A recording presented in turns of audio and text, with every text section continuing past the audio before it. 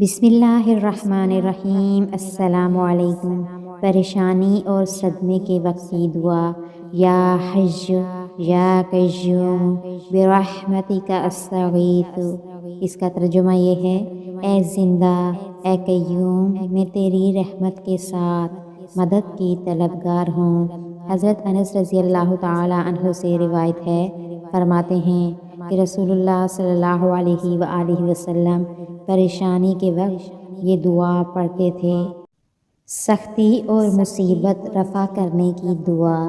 سیدنا علی رضی اللہ تعالی عنہ نے بیان فرمایا کہ رسول اللہ صلی اللہ علیہ وآلہ وسلم نے مجھے حکم دیا کہ مصیبت اور سختی کے وقت یہ دعا پڑھوں، لا الہ الا اللہ الحلیم الکریم سبحانہ وتبارک اللہ رب العرش العظیم والحمد للہ رب العالمین۔ مصیبت کے وقت کی دعا۔ رسول اللہ صلی اللہ علیہ وآلہ وسلم نے فرمایا، اگر کسی بندے کو کوئی تکلیف یا صدمہ پہنچے اور وہ یہ الفاظ کہے تو اللہ تعالیٰ اسے ضرور اس کا نعم البدل عطا فرما دیتے ہیں۔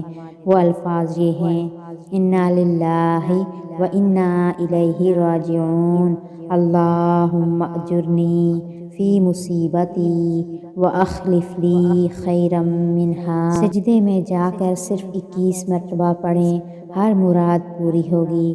ہر فرض نماز کے بعد سجدے میں جا کر اول اور آخر تین بار درود شریف کے ساتھ یا ذل جلال والاکرام 21 مرتبہ پڑھیں اور پھر اللہ رب العزت سے دعا کریں، انشاءاللہ ہر مراد پوری اور رکاوٹیں دور ہوں گی۔